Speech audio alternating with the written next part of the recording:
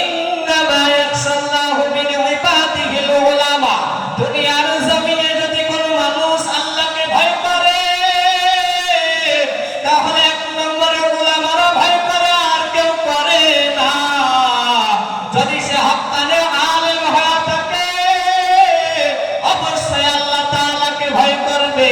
ওই আলেম কখনো হারাম খেতে যাবে না, ওই আলেম কখনো সুদের রাস্তায় পা দিবে না, ওই আলেম কখনো কাউরে গালি দিবে না, ওই আলেম কাউরে দুনিয়াতে এমন কাউকে কথা বলবে না যে বান্দা অন্তরে ব্যথা পেয়ে যাবে। এই বালিগ্রামের মানুষ উলামাদেরকে সম্মান করবেন। আল্লাহ তাআলার নবী সাল্লাল্লাহু আলাইহি ওয়াসাল্লাম তিনি বলেন, দুনিয়াতে যদি তোমরা আলেমদেরকে সম্মান করো তাহলে আমি নবীকে সম্মান করা হবে। কেননা দুনিয়াতে হলো ওই উলামারা নবীর ওয়ারিস। আল্লাহ তাআলা কোরআনুল কারীমের ভিতরে বলেন, কুল ইন কুনতুম তুহিব্বুনাল্লাহা ফাত্তাবিউনি ইউহিব্বুকুমুল্লাহ ওয়া ইয়াগফির লাকুম যুনুবাকুম আল্লাহু গফুরুর রহিম।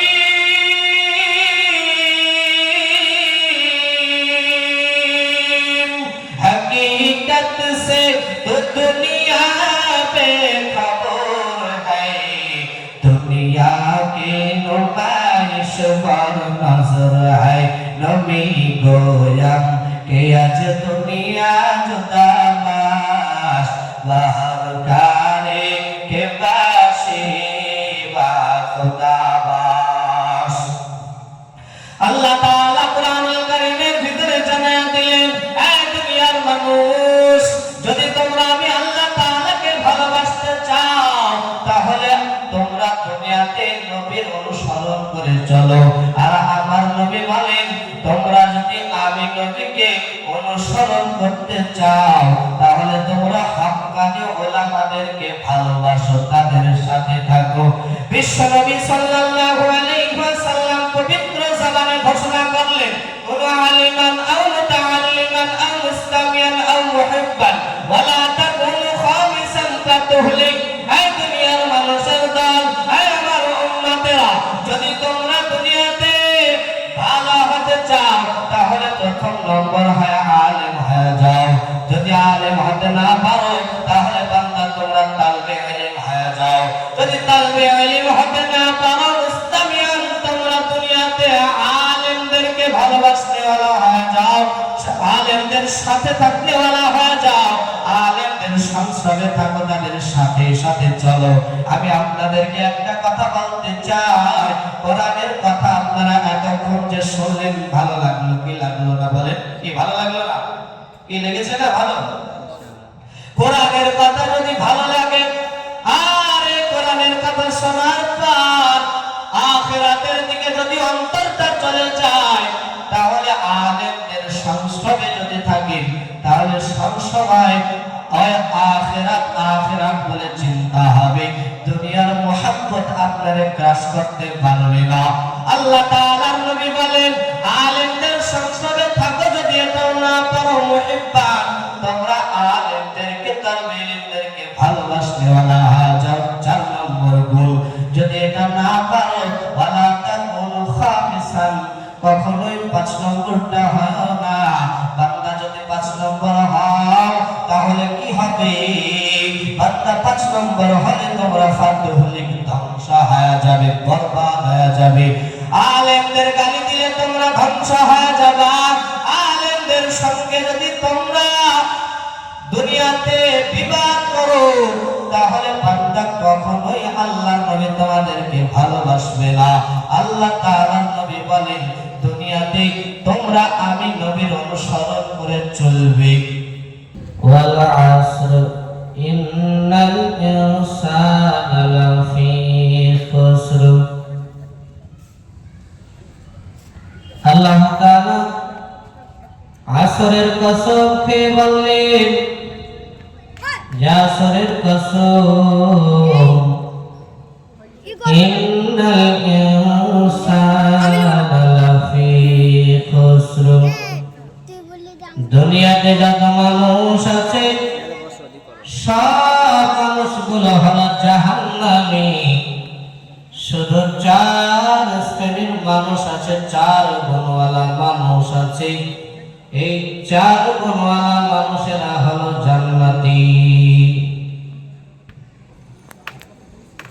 আল্লাহ তাআলা আসরের কসম খেয়ে বললেন, যে জিনিসের উপরে কসম খাওয়া হয় এই জিনিসটার মর্যাদা ওয়েট আরো বেড়ে যায়। আল্লাহ তাআলা কি বললেন, ওয়াল আসর ইন্নাল ইনসানা লাফি খুসর। আল্লাহ তাআলা বলেন, আসরের কসম, দুনিয়ার সমস্ত মানুষ তোমরা ক্ষতিগ্রস্তের মধ্যে পড়ে আছো, জাহান্নামের রাস্তায় পড়ে আছো। 4 শ্রেণীর মানুষ আছে, 4 গুণওয়ালা মানুষ আছে, যারা দুনিয়াতে ক্ষতিগ্রস্তের ভিতরে নাই, জাহান্নামের পথে তারা পথিত নয়। তারা কারা? আল্লাহ তাআলা 1 নম্বর বলেন, ইল্লাল্লাযীনা আমানু। আল্লাহ তাআলা বলে, যারা আল্লাহর প্রতি ঈমান এনেছে তারা ক্ষতিগ্রস্তের ভিতরে নাই, তারা জাহান্নামের পথে পতিত নয়। আল্লাহর প্রতি যারা ঈমান এনেছে। দ্বিতীয় নম্বর আল্লাহ তাআলা বলেন, ইল্লাল্লাযীনা আমানু ওয়া আমিলুস সালিহাত। দুনিয়াতে যারা নেক আমল করেছে, নেক আমল ভালো আমল যারা করেছে, ভালো আমল যারা করবে কিংবা করছে, তারা ক্ষতিগ্রস্তের ভিতরে নাই। আল্লাহ রাব্বুল আলামিন বলেন, তৃতীয় নম্বর, ওয়া তাওয়াসাউ বিল হক। যারা দুনিয়াতে হক পথে চলেছে, হক কথা বলেছে, তারা ক্ষতিগ্রস্তের ভিতরে নাই। আল্লাহ তাআলা বলে, 4 গুণওয়ালা মানুষের শেষের গুণটা কি হবে? আল্লাহ রাব্বুল আলামিন বলে, এই শেষের গুণ হলো ওয়া তাওয়াসাউ বিস সাবর। এই শেষের গুণটা হলো, আল্লাহ তাআলা যখন দুনিয়ার মানুষদেরকে, মুমিন বান্দাদেরকে, মুত্তাকি বান্দাদেরকে যখন আল্লাহ রাব্বুল আলামিন কোন বিপদ দ্বারা পরীক্ষা করবে, তখন এই বান্দাকে ধৈর্য ধরা লাগবে, ধৈর্য ধরতে হবে। প্রথমে আল্লাহ রাব্বুল আলামিন কি বললেন, ওয়াল আসর, এই আসরের সময়ের কসম। অনেক উলামায়ে কেরাম বলে, না না, আসরের সময়ের কসম না, শুধু সময়ের কসম। আবার কোন কোন উলামায়ে কেরাম বলে, না না, এটা আসরের সময়ের কসম। বেশিরভাগ উলামায়ে কেরাম তিনারা বলেন, এটা আসরের সময়ের কসম। কেননা এই আসরের সময়টা বড় মূল্যবান, এই আসরের সময়টা বড় দামি, এই আসরের সময়টাকে মূল্যায়ন করা হয়েছে। কেন মূল্যায়ন করা হয়েছে? দুনিয়াতে 2টা সময় আছে, 2টা সময়কে আল্লাহ রাব্বুল আলামিনের নবী বড় দামি বলেছেন, এবং আল্লাহ তাআলা তিনিও বড় দামি বলেছেন। এই 2টা সময় কি কি? এক হলো আসরের সময়, আর এক হলো ফজরের সময়।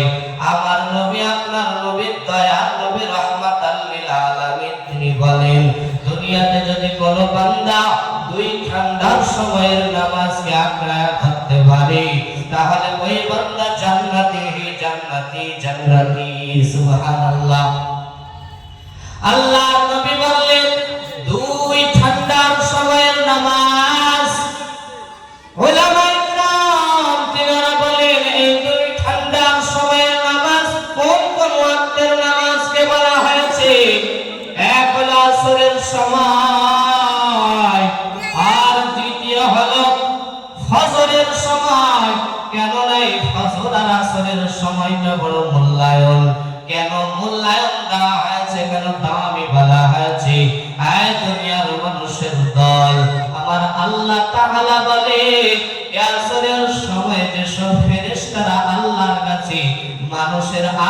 আমলগুলো নিয়ে যায়, বান্দার আমলগুলো নিয়ে যায়।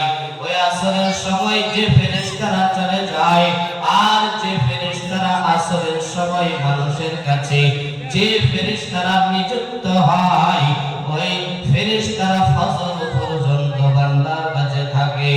আর ফজরের সময় যে ফেরেশতাটা বান্দার কাছে নিযুক্ত হয়ে গেল, ওই বান্দার কাছে ফেরেশতাটা আসর পর্যন্ত থাকে। এই কারণে বলে বান্দা আসরের সময় নামাজ আদায় করেছে, আল্লাহ দেখো এই আমলনামাতে দেখা গেল বান্দা আসরের সময় নামাজ আদায় করতেছিল, আমি গেলাম তখনও দেখলাম নামাজ আদায় করতেছি। ফজরের সময় আমি আল্লাহ আপনার কাছে আমলনামা নিয়ে আসলাম, তখনও দেখলাম বান্দা নামাজ আদায় করতেছি। আর যে আসরের সময় ফেরেশতাটা চলে গিয়েছিল, ওই ফেরেশতাটা আবার ফজরের সময় ফিরে আসে, দেখে এসে বলে আল্লাহ আমি গিয়ে দেখলাম বান্দা ফজরের সময় নামাজ আদায় করতেছিল। এই আসরের সময় আর ফজরের সময়টা বড় দামি সময়। এই আসরের সময় কেন দামি? আবার আসরের নামাজের আগে 4 রাকাত ফরজ নামাজের আগে দেখবেন 4 রাকাত সুন্নাত নামাজ আছে, এটা গায়ে মুআক্কাদা নামাজ। এই সুন্নাতে গায়ে মুআক্কাদা নামাজটা অনেক মূল্যবান নামাজ, অনেক দামি নামাজ। অনেকেই বলে এটা কোনো দামি নয়, কিন্তু এই নামাজের অনেক দাম। কেন সুন্নাতের দাম আছে, কেন নফলের দাম আছে? এই দুনিয়ার মানুষেরা, সাহাবা রাদিয়াল্লাহু তাআলা আনহুমেরা, ওলি আউলিয়ারা এই নফলের কারণে আল্লাহ তাআলার কাছে দামি হয়েছেন। কেন নফলের কারণে দামি হয়ে গেল? আল্লাহ রাব্বুল আলামিন ফরজ নামাজ আমাদেরকে দিয়েছে, এটা হলো মূল ডিউটি। এই দুনিয়ার মানুষ, আল্লাহ রাব্বুল আলামিন বলেন দুনিয়াতে আমি বান্দাদেরকে পাঠিয়েছি, বান্দা যখন নামাজের উপক্রম হয়ে যায়, যখন বান্দা বালিগ হয়ে যায়, বান্দা তোমার কাছে 5 ওয়াক্ত নামাজ ফরজ হয়ে গেল, ফরজ নামাজ বান্দারে পড়াই লাগবে। এটা হলো আল্লাহর হুকুম, বান্দার মূল ডিউটি। এটা হলো বান্দার মূল ডিউটি। আর বান্দা যদি ওভার ডিউটি করতে চায়, তাহলে বান্দারে নফল নামাজ পড়া লাগবে, গায়ে মুআক্কাদা সুন্নাতগুলো পড়া লাগবে।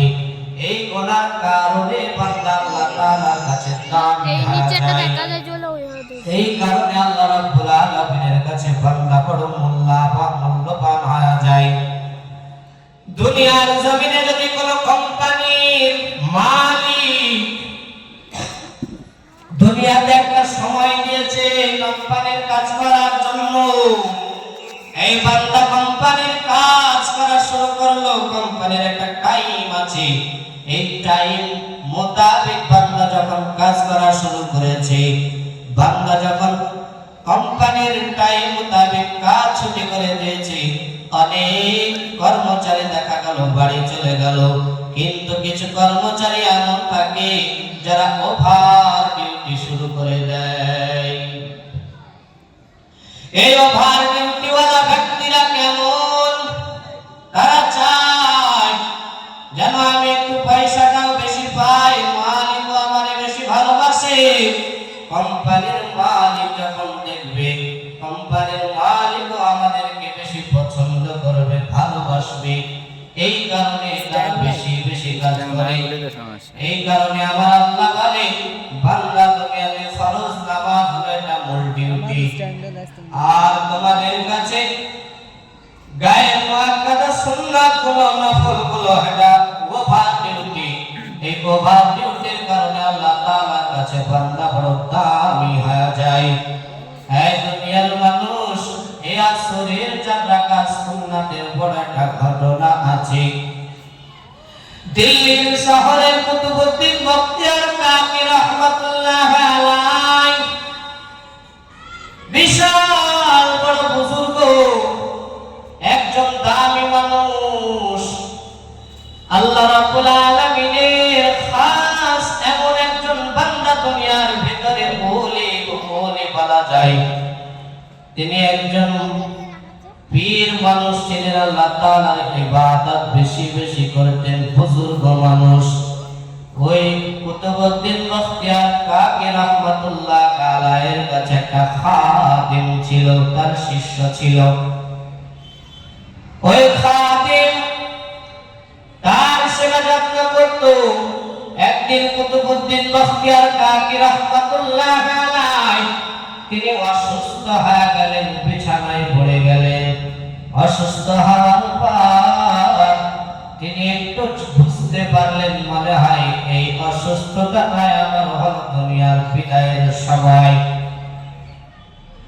খাদেমকে ডাক দিলেন, খাদেমকে ডেকে বলেন, খাদেম মনে হয় দুনিয়াতে আমি আর বেশি দিন বাঁচব না। আমি তোমার কাছে দুইটা ওসিয়ত করে যাই, আমি ইন্তেকালের পর এই দুইটা ওসিয়ত কাজে লাগাইব। কি দুইটা ওসিয়ত? খাদেমকে ডেকে কানে কানে বলে দিল, রে খাদেম এই দুইটা ওসিয়ত তোমারে বলে গেলাম, আমি ইন্তেকালের পর তুমি কাজে লাগাইবা। খাদেমকে ওসিয়ত বলার পর কিছুদিন পরে কুতুবউদ্দিন বখতিয়ার কাকি রাহমাতুল্লাহ আলাইহি তিনি ইন্তেকাল করলেন, মারা গেলেন। দিল্লির শহরে খবর পৌঁছায়া গেল, একজন আল্লাহর প্রিয় বান্দা কুতুবউদ্দিন বখতিয়ার কাকি রাহমাতুল্লাহ আলাইহি তিনি ইন্তেকাল করেছেন, মারা গিয়েছেন। দিল্লির শহরের সমস্ত মানুষ খবর পেয়ে গেল। বড় বড় আলেম, মুফতি সাহেব, তাবড় আলেমেরা খবর পেয়ে গেল। কুতুবউদ্দিন বখতিয়ার কাকি রাহমাতুল্লাহ আলাইহিকে সুন্দর করে গোসল করাইয়া জানাজার ময়দানে হাজির করে দিলেন।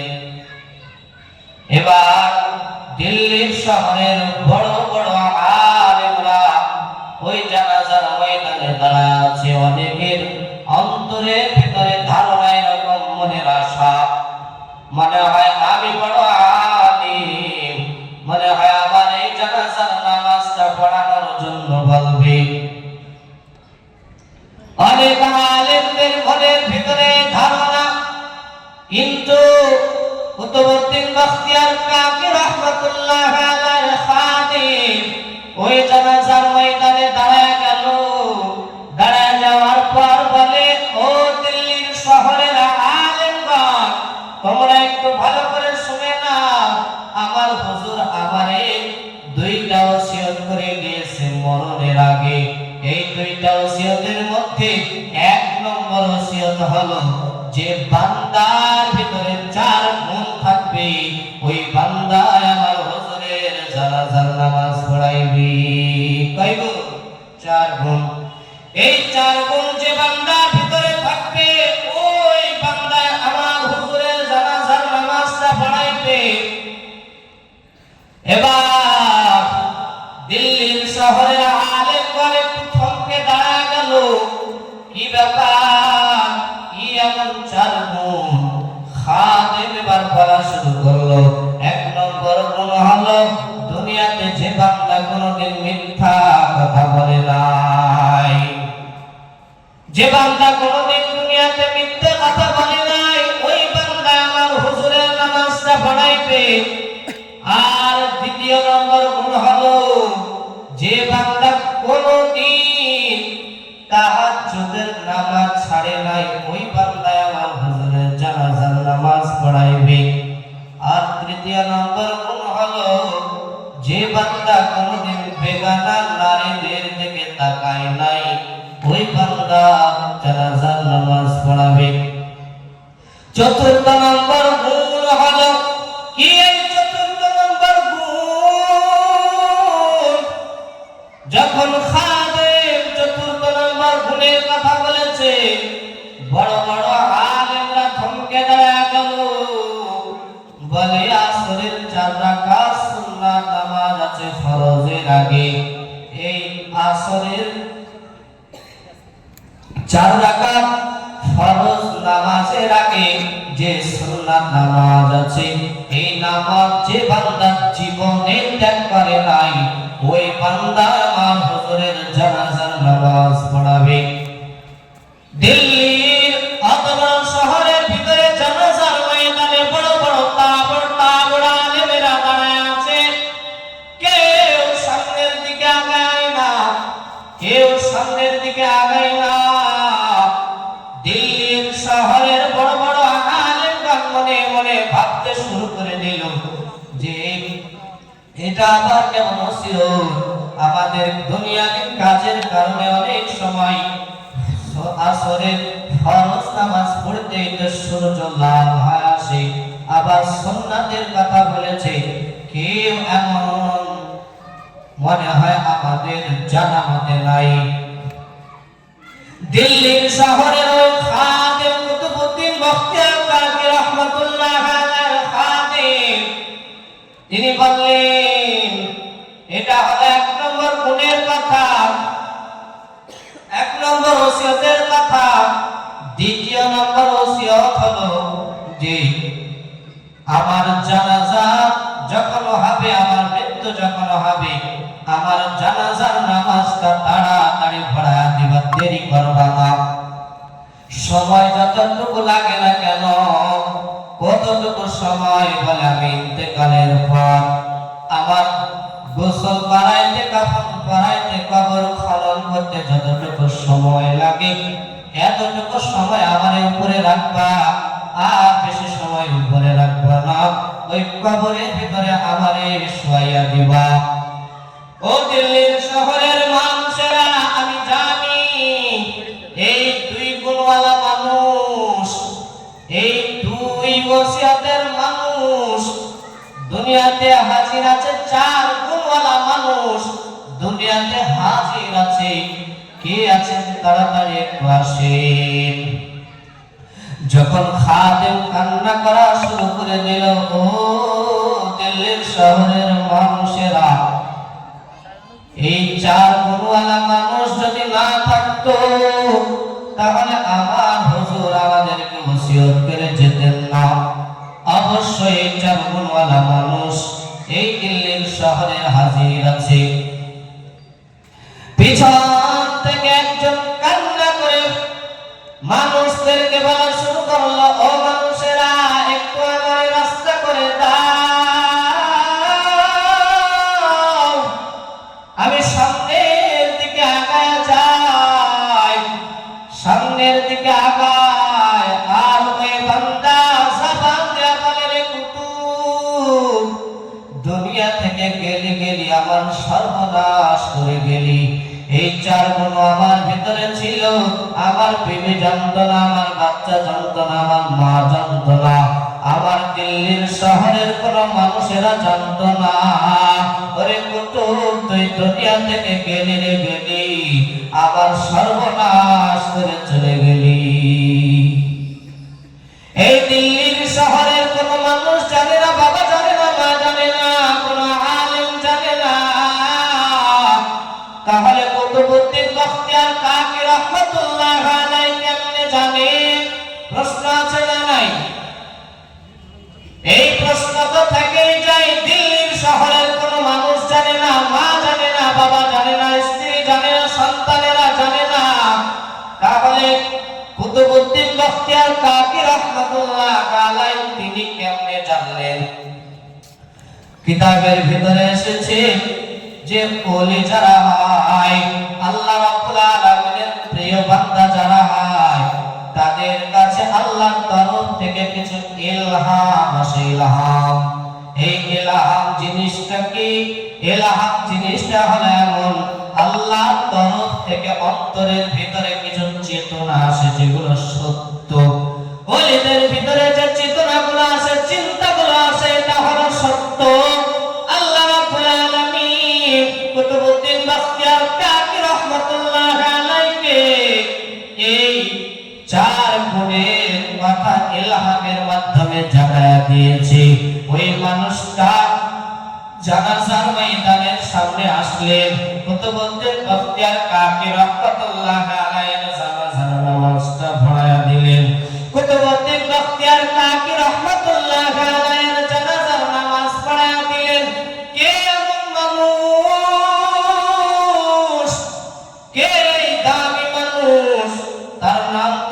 দরকার, না হইলে তো মানুষ শুনবে না, শ্রোতারা শুনবে না, কি ঠিক না?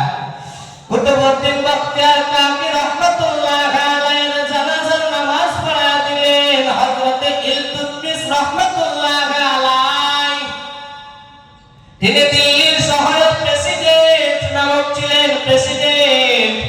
কেমন প্রেসিডেন্ট? কোনদিন তাহাজ্জুদের নামাজ ছাড়ে নাই, দেশ চালিয়েছে, কোনদিন মিথ্যা কথা বলে নাই, কোনদিন বেগানা নারীদের দিকে তাকাই নাই। দেশ চালাইতে গিয়ে কত ব্যস্ততার ভিতরে পড়েছে, কিন্তু কোনদিন আসরের 4 রাকাত সুন্নাত নামাজ তিনি ছাড়ে নাই। দিল্লির শহরে জামে মসজিদে ইমামতি করে শাহ ওলিউল্লাহ দেহলভী রাহমাতুল্লাহ আলাইহি। এই শাহ ওলিউল্লাহ দেহলভী রাহমাতুল্লাহ আলাইহি দিল্লির জামে মসজিদে ইমামতি করেন। আর যখন জুমার দিনে খুতবা দেন, তখন তিনার সুন্দর সাদা রুমাল দিয়ে তিনার সুন্দর চেহারাটা ঢেকে রাখেন। একদিন একটা যুবক প্রশ্ন করলো, ও হুজুর, ওই ইমাম সাহেব, আপনি যখন জুমার দিনে খুতবা দেন, কেন আপনি চেহারাটা ঢেকে রাখেন, কেন আমাদের চেহারা দেখান না? এই প্রশ্নের জবাব আপনাদের দেওয়াই লাগবে, না হলে ছাড় নাই। শাহ ওলিউল্লাহ দেহলভী রাহমাতুল্লাহ আলাইহি তিনি ওই যুবককে বলল, ও যুবক, সামনের জমায় আসবা এই প্রশ্নের জবাব দিতে। সামনের জমা পর্যন্ত সময় দিয়া দিল। যখন সামনের জমা বার চলে আসলো, ওই যুবক আগে আগে গোসল করে মসজিদের সামনের কাতারে হাজির হয়ে গেল। জুমা আর খুতবা দেওয়ার সময় হয়ে গেল। ওই সময়তে শাহ ওলিউল্লাহ দেহলভী রাহমাতুল্লাহ আলাইহি খুতবা দেবেন। এমন সময় তিনার মনে পড়ে গেল, প্রশ্ন করেছিল যুবক। ওই যুবকের ডাকলো, ও যুবক, তুমি কই? আসো, আমার কাছে আসো। যুবককে ডাকা হলো। যুবক তখন শাহ ওলিউল্লাহ দেহলভী রাহমাতুল্লাহ আলাইহির কাছে গেলেন। শাহ ওলিউল্লাহ দেহলভী রাহমাতুল্লাহ আলাইহি যে স্থানে দাঁড়াইয়া খুতবা দেন, ওই জায়গাতে সেই যুবককে দাঁড় করাইয়া দিল। যুবককে ওই জায়গায় দাঁড় করাইয়া দিয়া দিল্লির জামে মসজিদে হাজার হাজার মানুষ, ওই মানুষদের ভিতরে শাহ ওলিউল্লাহ দেহলভী রাহমাতুল্লাহ আলাইহি তিনার মাথা থেকে পবিত্র রুমালটা নামাইয়া ওই যুবকের মাথায় দিয়া দিল। যখন যুবকের মাথায় রুমাল দিয়েছে, সঙ্গে সঙ্গে যুবক চিৎকার মেরে বেহুশ হয়ে জমিনে পড়ে গেল। কি ব্যাপার? দিল্লির শহরের মানুষের অবাক হয়ে গেল। কি ব্যাপার? যুবক কেন চিৎকার মেরে বেহুশ হয়ে পড়ে গেল? শাহ ওলিউল্লাহ দেহলভী রাহমাতুল্লাহ আলাইহি তিনি বলেন, চিন্তার কোনো কারণ নাই, একটু পরে হুঁশ ফিরে আসবে। একটু পরে হুঁশ ফিরে আসলো। যুবকের জিজ্ঞেস করা হলো, যুবক, তুমি কেন এই রুমাল মাথায় নেওয়ার পর তুমি কেন চিৎকার মেরে জমিনের উপরে বেহুশ হয়ে পড়ে গেলে? যুবক তখন বলে, ও দিল্লির শহরের মানুষেরা, তোমরা শোনো, হুজুর যখন আমার মাথাতে পবিত্র রুমালটা দিয়েছেন, আমি যখন মাথার উপরে সাদা রুমাল, পবিত্র রুমাল দিয়েছি, আমি দিল্লির শহরের দিকে তাকায় দেখলাম হাজার হাজার মানুষের ভিতরে কোনো মানুষ দেখা যায় না। তাহলে কি দেখা যায়? আমি দেখলাম হাজার হাজার মানুষের ভিতরে কুকুর আর বানর দেখা যায়, আর ফাঁকে ফাঁকে একটা মানুষ দেখা যায়। এই দুনিয়ার মানুষেরা, তোমরা দুনিয়াতে ভাবো আমরা আল্লাহর ইবাদত করি না, কিন্তু আমরা মনে হয় ভাবো আমরা জুমার দিনে একদিন নামাজ পড়তে যাই, আমরা মনে হয় ভাবো। আল্লাহ তাআলা বলে, না না, এই বান্দা কখনোই ভালো হতে পারে না। দুনিয়াতে এই সাধারণ মানুষেরা তোমরা কখনোই ভালো হতে পারো না। নামাজি যদি হও,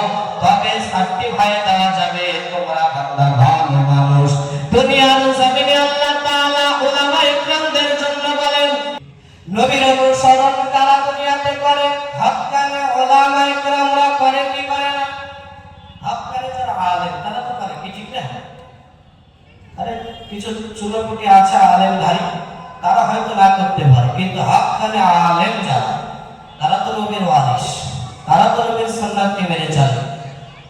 সে আলেমদেরকে ভালোবাসতে হবে। কিন্তু এখন একটা বড় দায়, এই হাক্কানে উলামা কারা? হাক্কানে উলামাদেরকে চেনা যায় না। এখন সবাই বলে আমরা হাক্কানে উলামা, সবাই আমরা দামি, ঠিক না? সবাই তো দাবি করে বসে থাকে, চিনবো কেমনে? আল্লাহর নবী বলেন যারা হাক্কানে আলেম হবে তাদের চলন বলন কথাবার্তার মাঝে বোঝা যাবে এরা হলো হাক্কানে আলেম। যারা হাক্কানে উলামা হবে কখনো তারা উচ্চ আওয়াজে কথা বলবে না। আল্লাহ রাব্বুল আলামিন বলেন দুনিয়াতে ওরা হলো হাক্কানে আলেম যারা কখনোই মানুষকে এমন ভাবে কথা বলবে না যায় কথার কারণে মানুষ অন্তরে ব্যথা পায়। এই কথা কোনদিন সে আলেম বলবে না, কোনদিন নামাজ ছাড়বে না, নামাজের পাবন্দি তারা করবে। যদিও কাজের কারণে নামাজ ছেড়ে যায়, সঙ্গে সঙ্গে আগে নামাজটা আদায় করবে। ওই বান্দা হলো সবচাইতে বড় দামি। দুনিয়াতে অনেক এমন নামধারী মাওলানা আছে, আলেম আছে, তারা নিজেদেরকে আলেম দাবি করে। ফজরের সময় বালিশের উপরে মাথা লাগাইয়া আল্লাহকে তেল দিয়া ঘুমায়, আছে না নাই? ঠিক না? জোহরের সময় নামাজের খবর নাই, আসরের খবর নাই, মাগরিবের খবর নাই। ঈশার সময় আবার দেখা যায় কোন কাজে বন্ধুদের সঙ্গে ব্যস্ত হয়ে গেল। এরা আলেম না, এরা আলেমদের এই দলটাকে নষ্ট করনেওয়ালা। তাদেরকে বলতে হবে যদি তুমি আলেম হিসাবে যদি তুমি থাকতে চাও, আলেমের সাথে যদি তুমি থাকতে চাও, তাহলে তোমার আলেমের মতো ব্যবহার করা লাগবে। তোমার ব্যবহার কেন নাস্তিকের মতো, তোমার ব্যবহার কেন বেধর্মীদের মতো, তাই বলতে হবে। এই বান্দা দুনিয়াতে যদি ওই আলেম কথা শোনার পরে শুকরায়া যায় তাহলে আলহামদুলিল্লাহ, না হলে তার অন্তর থেকে ঘৃণা করা লাগবে। দুনিয়াতে হাক্কানে আলেম যারা হবে তারা কোনোদিন নামাজ ছাড়বে না। নামাজ এমন একটা জিনিস, দুনিয়াতে মানুষদেরকে আমার আল্লাহ রাব্বুল আলামিন বলেন ইন্নাস সালাতা তানহা আনিল ফাহশাই ওয়াল মুনকার। দুনিয়াতে মানুষকে এই নামাজ সমস্ত খারাপ কাজ থেকে দূরে রাখে। নামাজে বান্দা আদায় করবে, সে আলেম হোক সাধারণ হোক, যেই হোক না কেন, ওই বান্দাকে দুনিয়ার বুকে নামাজ খারাপ কাজ থেকে বাধা দেয়া দেবে। খারাপ কাজ করতে সে বান্দা পারবে না।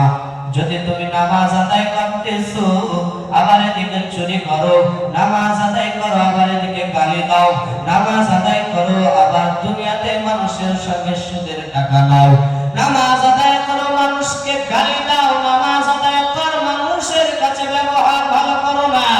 এই বান্দা জানতে হবে তোমার নামাজ হয় না, তুমি নামাজটাকে সুন্দর করে আনো, সুন্দর ভাবে আদায় করো। দুনিয়ার জমিনে সাহাবা রাদিয়াল্লাহু তাআলা আনহুমের মাধ্যমে নামাজ আমাদের কাছে এসেছে। এই নামাজ কেমন ভাবে আদায় করতে হবে? সাহাবা রাদিয়াল্লাহু তাআলা আনহুমের জামানায় মসজিদে নববীতে একজন নামাজ আদায় করতে গেলেন, আর একজন সাহাবী তিনিও নামাজ আদায় করতে গেলেন। দুনিয়াতে যখন সাহাবী নামাজ আদায় করে বসে আছে, তাসবিহ তাহলিল করতেছে, আল্লাহর গুণগান করে, ওই সময় ওই মানুষটাও নামাজ আদায় করলো। নামাজের ভিতরে দেখা গেল তাড়াহুড়ো করে সাহাবী নামাজটাকে দেখলেন, দেখার পরে তিনি বসে আছেন। মানুষটা নামাজ আদায় করার পর চলে যাবে, এমন সময় সাহাবী তাকে সালাম দিলেন, আসসালামু আলাইকুম। সালাম দেওয়ার পর তিনিও সালামের জবাবটা দিলেন। সালামের জবাব দেওয়ার পর তাকে জিজ্ঞেস করা হলো, ভাই তুমি এই যে নামাজ আদায় করলে, এই নামাজটা কত বছর থেকে আদায় করতেছো? সেই মানুষটা বলল, কমসে কম 40 বছর তো হবে। সাহাবী বলল, আল্লাহর কসম করে বলি 40 বছর তুমি যে নামাজ আদায় করেছো, আমার মনে হয় এই নামাজ আল্লাহর দরবারে পৌঁছায় নাই। কেননা আল্লাহর নবী যে নামাজ আমাদেরকে শিখিয়েছে, ওই নামাজ তুমি পড়তে পারো না। এই বান্দা, তাহলে কি করতে হবে? নামাজ আদায় করতে হলে আল্লাহর নবী যেমন ভাবে নামাজ শিখিয়েছে, ওই নামাজ পড়া লাগবে। আল্লাহর নবী যেমন নামাজ শিখিয়েছে, ওই রকম নামাজ পড়া লাগবে। ওই রকম নামাজ যদি তুমি পড়ো, বান্দা তোমার ভিতর থেকে ধোঁকাবাজি চলে যাবে, মিথ্যা চলে যাবে। বান্দা তোমার ভিতরে চুরি থাকতে পারে না, ডাকাতি থাকতে পারে না, তোমার ভিতরে সুদের গন্ধ থাকতে পারে না, তোমার ভিতরে বন্ধন ব্যাংকের টাকা থাকতে পারে না। বান্দা তোমাকে নামাজ এমন ভাবে পড়তে হবে যে নামাজ তোমার ভিতর থেকে সমস্ত খারাপিকে দূর করবে। নামাজ পড়বো তো ইনশাআল্লাহ? বলেন ইনশাআল্লাহ। আল্লাহ রাব্বুল আলামিন আমাদের সকলকে দুনিয়াতে খাঁটি মুমিন হওয়ার তৌফিক দান করুন। আমিন। আসসালামু আলাইকুম।